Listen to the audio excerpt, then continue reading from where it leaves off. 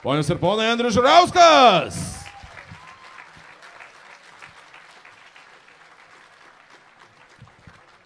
Sere, prisėskite. Štai jūsų bulvė. Viens. Labas vakaras, mėlyje. Smagu visus matyti. Džiugu.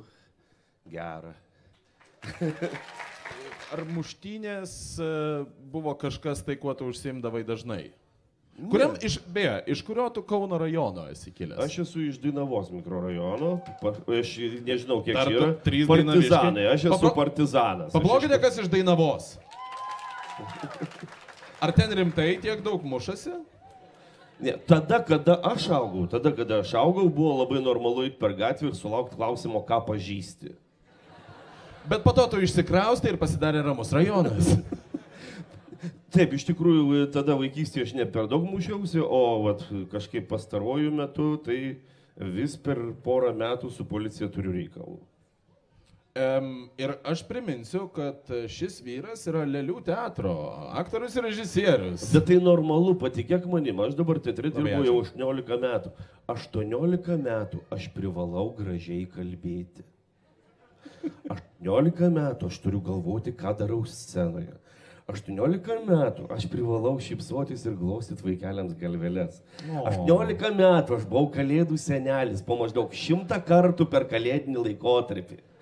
Ir įsivaizduoju, 80 spektaklis išeini tų vaikųčių taip kaip dabar ir visiems sakai, sveiki, o pats galvoji visai ne tai. Ir tada mane pasiėmė Emilis Vėlyvis į Zeroto.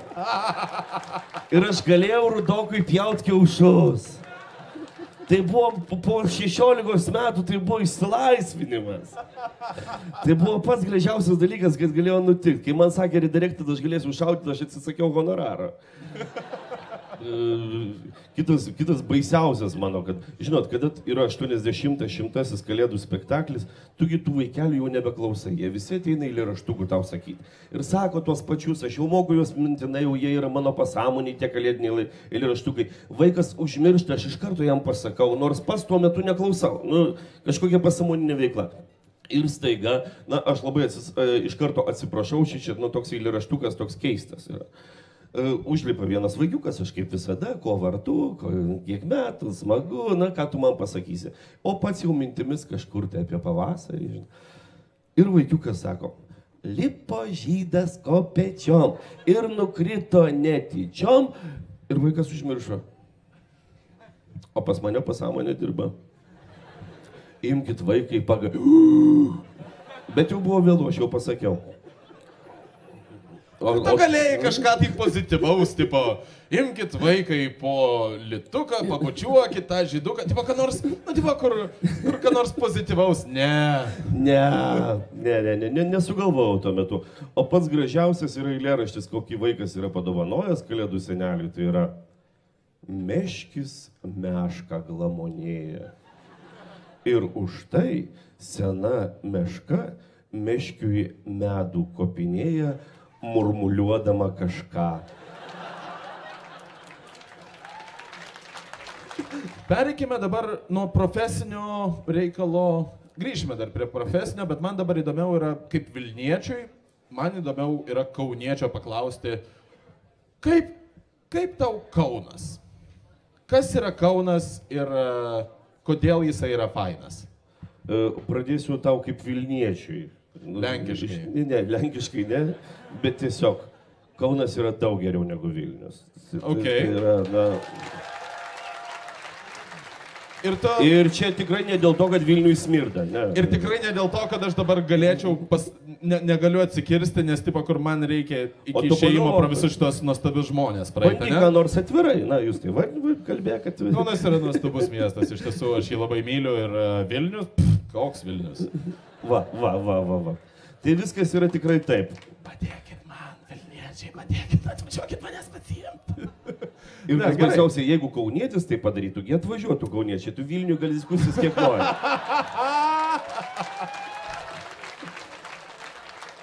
Ne, matai kaip, jie neatvažiuos galbūt tik tai dėl to, kad galbūt dauguma nesuprato, ką aš pasakiau.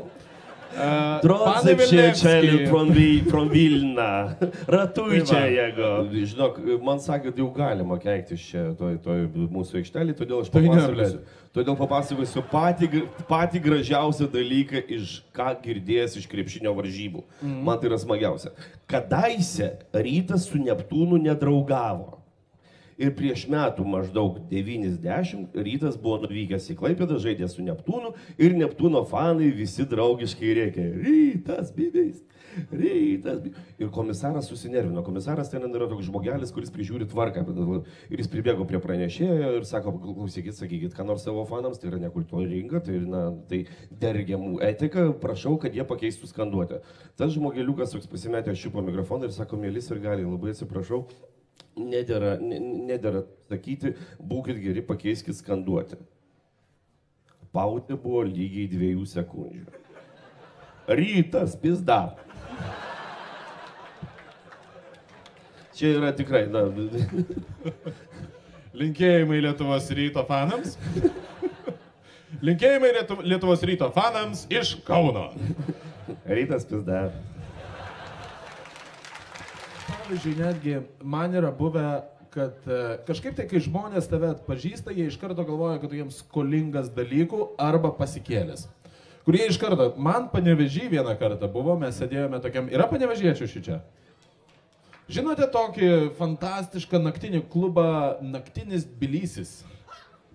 O. Fantastiškas naktinis klubas. Man tenais vieną kartą aš sėdėjau su mergina, geriau tenais kažką tai, kalbėjausi.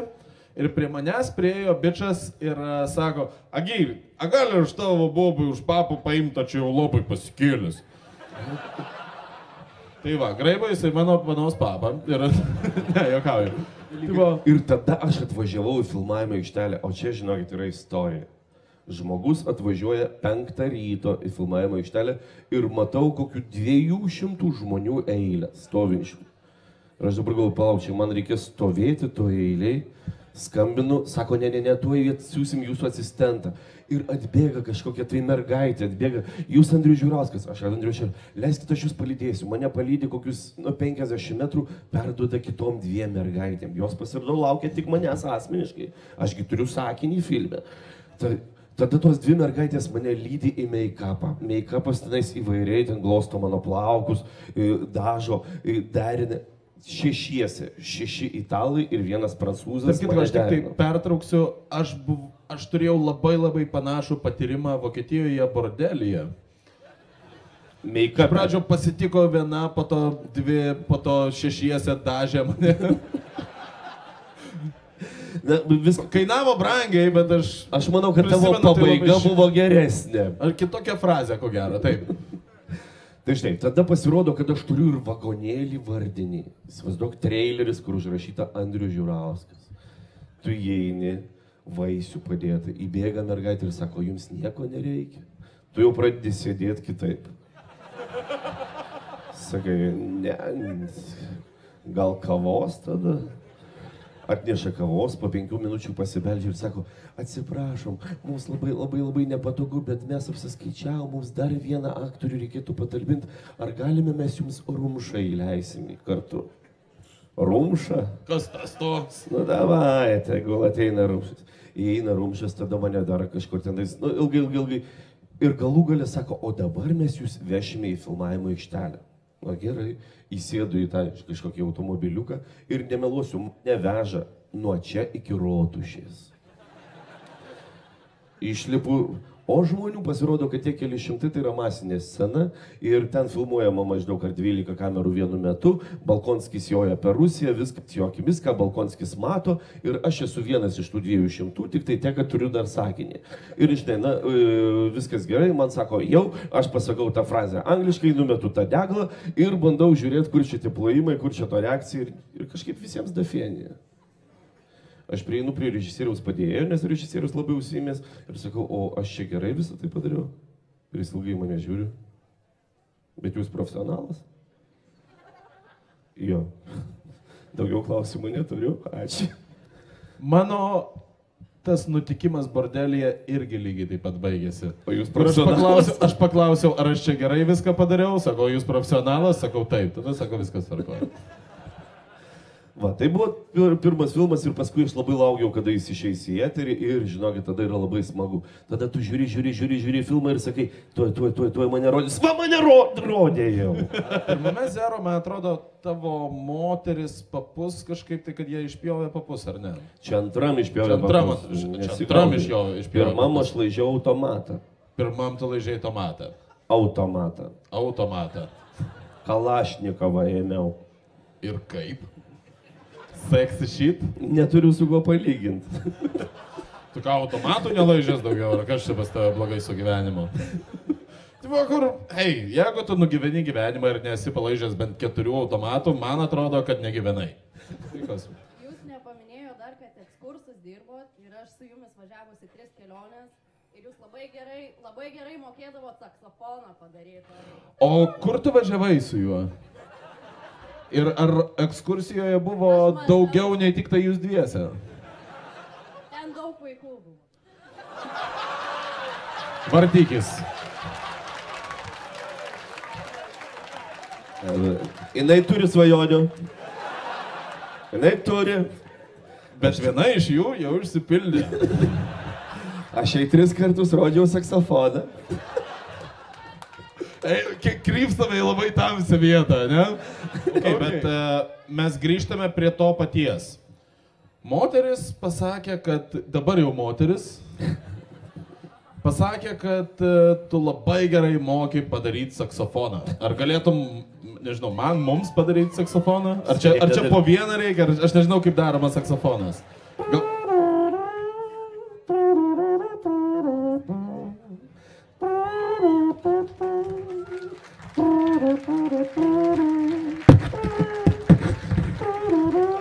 Ir taip toliau. Taip darydavau saksofoną, man įdomiausia, kad žmogus važiavo į ekskursiją, ką įsiminė. Čia tiesiog yra, dabar mergaitė sėdi iš Žalgirio šokėjų, viena aš mačiau. Tai mes su jie turėjom dabar labai keistą experience prieš savaitę.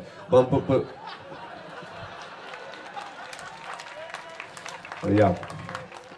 Liežuvis mano priešas. Nebepasakok jau. Ta prasme, kur mes kiekvienas iš mūsų jau esame susikūrę kažkokį tai vaizdinį savo fantazijoje, kurį tu bet ką tu po to pasakos, tik tai sugriausi. Aš galiu pasakyti, taip tai tiesa. Gerai, tvarkoj. Tai kas buvo su ta šokėja? Da nieko, tiesiog paskambino mums vienas žmogelis, sako, mes mokam pinigų, tik tai būkit geri, nesvarbu, atvažiuokit, mes ten su firmos bosas švenčia 40, jiems nori, kad nuo Žalgirio kas nors pasveikintų, būk geras, atvažiuok. Ir aš pasikviečiau kelias šokėjas, nuvažiavom tenais ir jos tikrai tenai žavė ir vartėsi ir davėsi ir aš buvau tokiu euforijai, šiek tiek numetęs svorio ir labai smagu. Ir jos kažkodėl tai ėmė, viena pasisėdo ant špagato, kita atsisėdo ant špagato ir aš atsisėdau. Ir paskui nelabai sustojau. Tu gal nepastebėjai, bet kai tu pasakei ir aš atsisėdau, tau matyt smegenis grįžo atmintyje į tą būtent būseną ir tau tikas toksai nervinis suvirpėjo rimtai. Dešinės akies toksai kur... Taip. Bet aš ten tas dar 5 minutės atkentėjau, sėdau į mašiną ir pastarąją savaitę aš į mašiną visą laiką sėdu. Taip. Ramiai atsisėdu, žmona tai pažiūri, sensti. O jinai nežino, kad tu su Žalgirio šokėjomis špagatus darėjai. Nutraukiau Romų. Ne. Na, aš pasakojau, bet jinai vis tiek netiki. Man atrodo, kad jinai netiki, kad buvo tokia, tipo, kur į gimtadienį mus čia visus užkvietė. Mano žmona daugybę dalykų netiki. Nu, čia iš tikrųjų baisiausias dalykas buvo klasiokų susitikimas prieš porą savaičių. Klasiokų susitikimo metu aš turėjau kuprinę. Aš grįžau iš to susitikimo, tiesiog paprašiau, kad žmona iškrautų daiktus, žmona iškrautinėja daiktus, randa prezervatyvų pakelį. Ir jinai netikit, klasiokas įdėjo.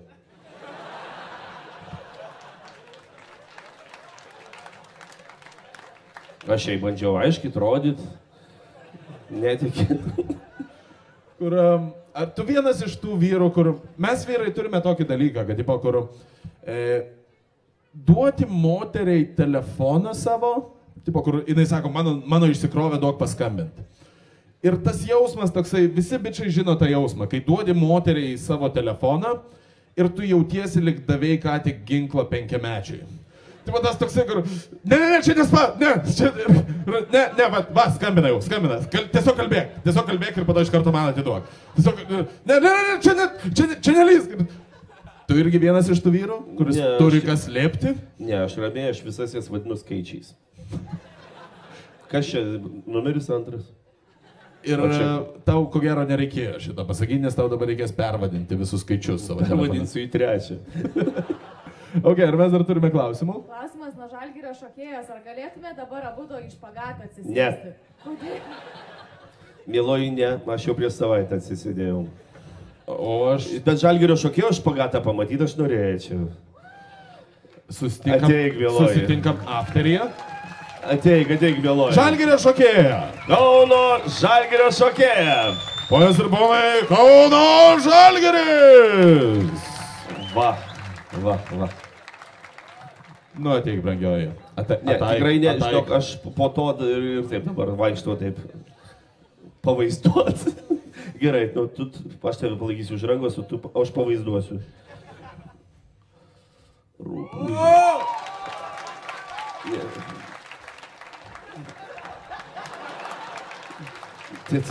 Tu nežinai, ką man tai reiškia dabar. Pakelk mane.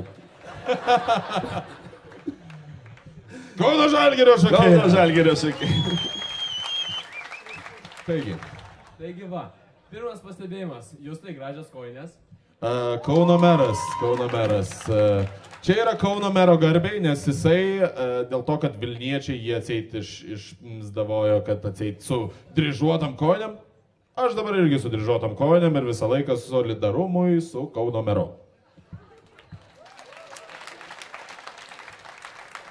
Antra, noriu pastebėti, kad invalidų tie rūmai, kur Paryžiuje išnekėjo, tai yra karo muziejus tiesiog. Kaip čia Kaune yra, tai ten yra Paryžiuje. Va.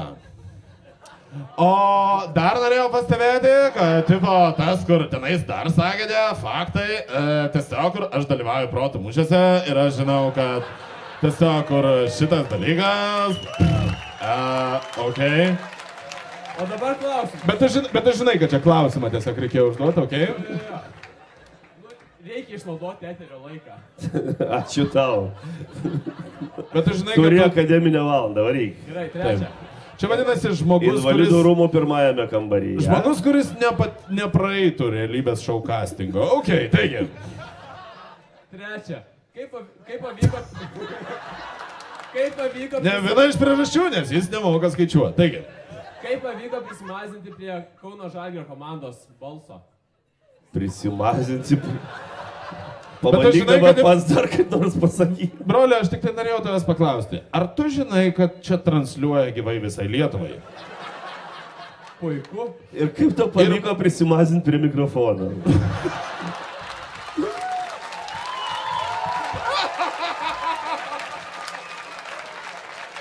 Dar klausimų? Taip, turime.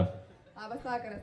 Rizikuoju paklausti dar vieną klausimą apie Žalgirio balso buvimą. Visą laiką buvo įdomu, kai jūs pristatinėjate komandą, jūs Taip. tiek šaukėt, kad užkimstat iki tiek, kad net skauda klausyti. Ir normalus žmogus iš tikrųjų turbūt visą dieną būtų užkimęs, bet po kelių minučių jūs vėl labai normaliai ir garsiai kalbat. Kur paslaptis, galite atskleisti kažką, tai jūs išgeriat, sučiulpėt, kad Atrodė, kad bus normalus klausimas. O viskas baigėsi, kaip baigėsi. Aš visiškai myliu Kauno publiką. Ačiū Jums labai. Taigi, ko geriat, ką čiulpėt?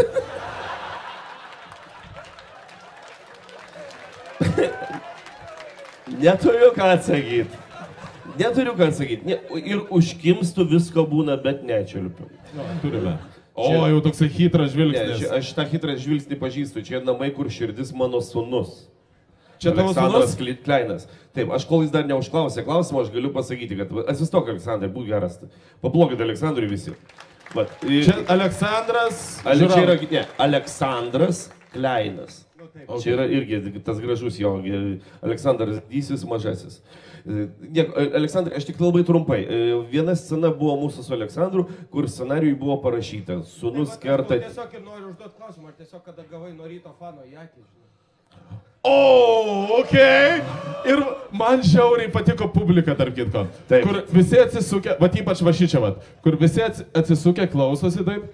Ir tokia buvo reakcija, kur... Labai Taip. gerai. Pradėsiu savo motyvacinę kalbą. Ryto fanas. Ryto fanas. Ar nėra... Pala, ramiai, ramiai. Aš tik tai žinau, kad...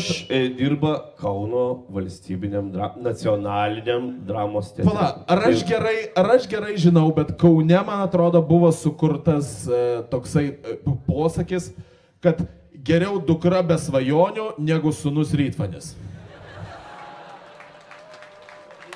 Buvo toksai, ne? Taip, jau lenko tai aš neauginsiu, žinai. Nu, jau geriau imsiu tą juodą, taip. Tai, Tai tiesiog buvo, taip esu gavęs nuo rytfanio į snukį. Man čia maloniausia istorija. Kaip tai nutiko? Na, bet aš specialiai pakėliau Aleksandrą, kad visi pamatytume, scenarijų parašyta. Sūnus duoda tėvui į snukį ir tėvas iškrenta iš klumpių. Na, tipo, netenka nesąmonės.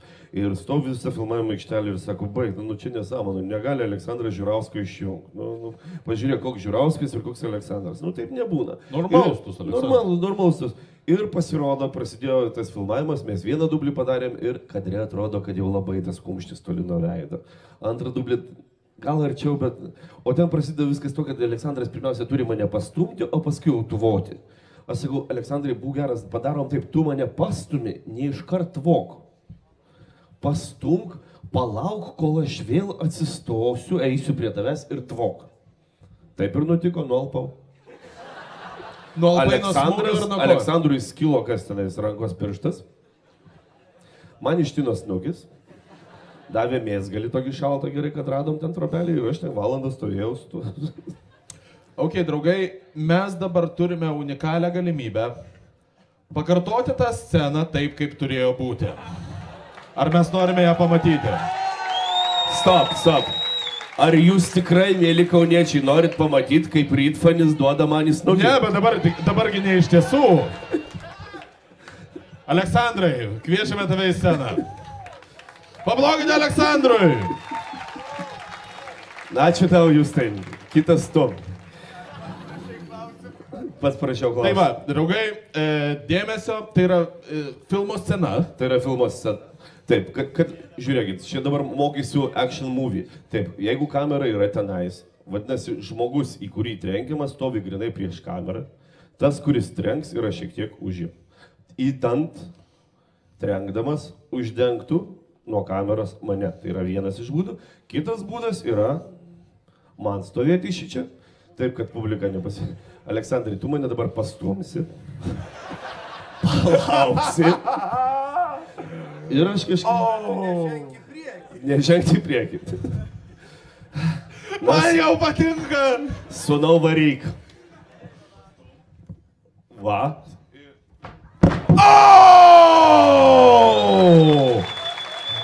Aleksandras ir Andrius!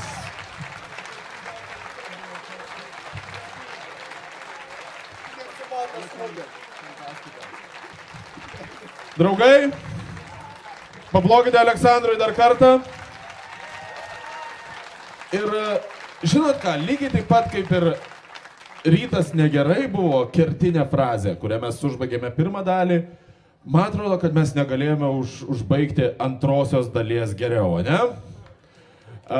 Draugai, aš tik tai norėjau padėkoti mūsų rėmėjams, tai Kofeinui, Wolfui, Elgeman ir kas vyksta kaune.lt. Būtinai apsilaikykite tose vietose, aš geriu Wolfą, viskas tvarkoju. Ir visų pirma, tai pirmiausia ir svarbiausia. Draugai, padėkokime, ant kiek jisai fantastiškas žmogus, ne? Draugai, Andrius Žiūrauskas! Justas Jankevičius! Ačiū visiems labai. Gero vakaro visiems. Dėkui.